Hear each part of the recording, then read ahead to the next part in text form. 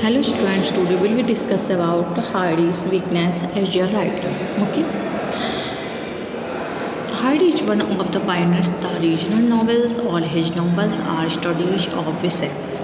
In reality, Dorsetshire, where he was born and brought up and remained throughout his life. In his novel, he has created the background of the southern England. This area, with its historical past, the picturesque scenery fascinated the author so much that all his novels turned out to be the fascinated of his beloved Wessex.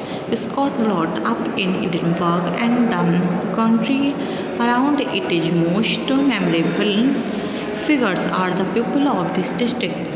As a modern literary expression, the name Wessex was not coined by Hardy, as is generally supposed. William Varnes had used it in its proper historical sense in 1844. The Athenians, it said, grew weary of hearing articides called. The judge and the readers have also grown weary of hearing critics like David Cassius call Hardy a creative genius.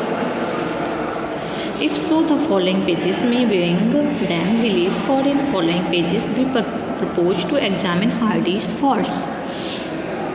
For he was a faulty writer, so faulty that in spite of all his gifts, his most successful works are stained by noticeable blemishes, and his least successful are among the worst books that ever came from the pen of the great writer. His genius works in flashes. When the flash comes, it is a dazzling, but out it goes, and then the reader is left in the dark, groping about, bothered and bewildered. Like Dickens or Scott, Hardy is liable at any moment to let us down. The reason for this that his equipment for the task was so defective on one side as it was rich on another. The creative gift, the power to apprehend his material aesthetically, he possessed in the highest degree, but for complete success, a writer cannot rely on the aesthetic qualities alone. He must know how to present his imaginative conceptions to best advantage. For this, he needs the critical qualities, the qualities of craft. Hardy was a great artist, but not a great craftsman. This appears first of all in the design of his books. The craftsmanship shows primarily in his ability to construct a fitting form in which to incarnate his inspiration. Hardy took trouble to this, and indeed there are many worse designers. His plots are clear and he sticks to them all the same. His hold on designs is slack and clumsy. In Two on a Tower, for instance, from a lady contained and the young astronomer Saint-Clair and the germ of conception. The idea that inspires Hardy to write is the contrast between the cold, inhuman stellar universe, which is the theatre of the hero's professional activities, and the hot human passions agitating the two chief characters.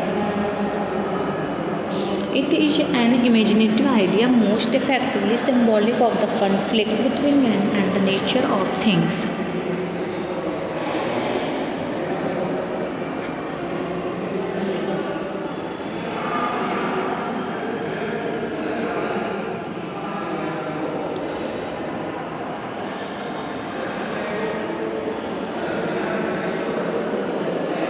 Which is a root inspiration of Hardy's creative process, but in order to make a full-length novel about it, Hardy incorporates in it an intricate and improbable tale of intrigue and high life, featuring a jealous peer and unscrupulous bishop, and interspersed with reflections on the difficulty of women's lot in conventional society. This plot is feeble in itself, and it has nothing to do with the imaginative stimulus which prompted him to write the book. The two pull against each other. The more we are moved by the spectacle of the love scenes under the stars, the more are we annoyed when we are forced to divert our eyes from it in order to follow the working of the plot. Indeed, Even if he had thought of a better story, Hardy would not have got over his difficulty, for his germ idiom, imaginative though it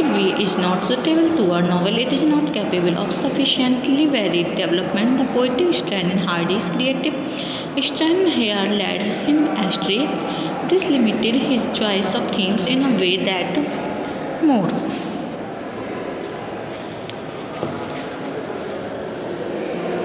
prosaic talents are not limited. The theme had to be of a kind susceptible to poetic treatment, yet it must be enough to fill a novel. Such themes excite the emotions it stirred by the woodlanders or return of the native arm of lyrical force.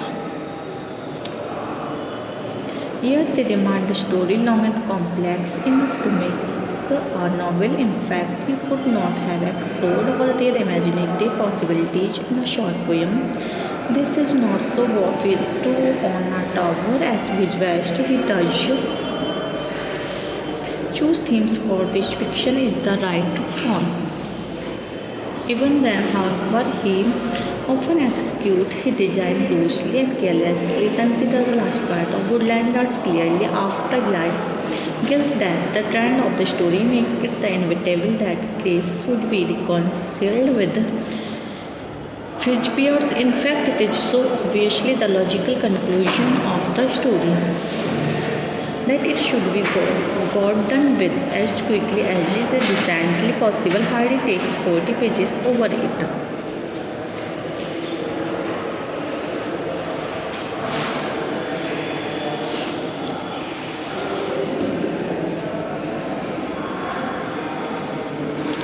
But Hardy's chief weakness in plot arises from this view of causality. He intends to show that the stars in their courses fight against the aspiring, the men or women who would rise above the common lot through greatness of spirit, of ambition and passion. Here his problems was difficult indeed, and it is not surprising he never solved it, for the universe had to become suddenly hostile to man could only be shown through the working of what may be called the Fricke constants. We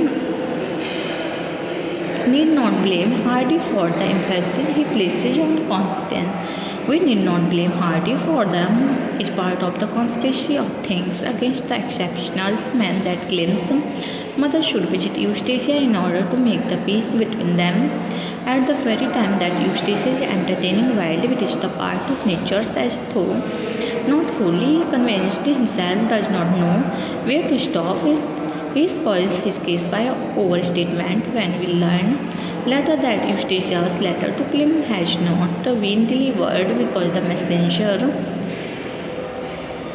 forgot all about it. If we begin to protest, we begin to feel that the author has aligned himself with the nature of things against his character, that is, manipulating fate against them. The novel is peculiarly liable to expose an author's weakness in the art of design, for it sets him some peculiarly difficult problems. The novel proposed to give an convincing picture of real life, but like other works of art, it is only successful if it composes its material in an orderly pattern. Life, however fecund, heterogeneous life is anything but orderly. How then he satisfy both his obligation, how is to devise a picture which satisfies us equally as a pattern and as the illusion of life? How is he to reconcile from us equally as a pattern and as an illusion of life? How is he to reconcile from with fact?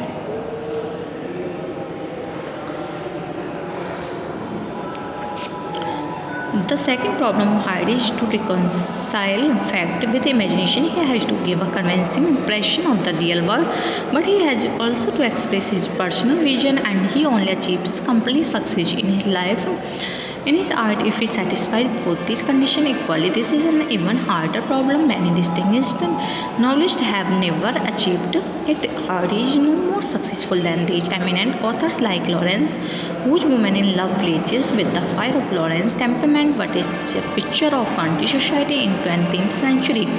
England, it is to say the least of it, war-fetched. Kissing, on the other hand, gives us the most reliable record of the intermittently tinged with an individual color. Hardy adds, as we might accept with Lawrence rather than with Gissing, his creative power is so if it stands in the way of the emotional impression he wishes to make.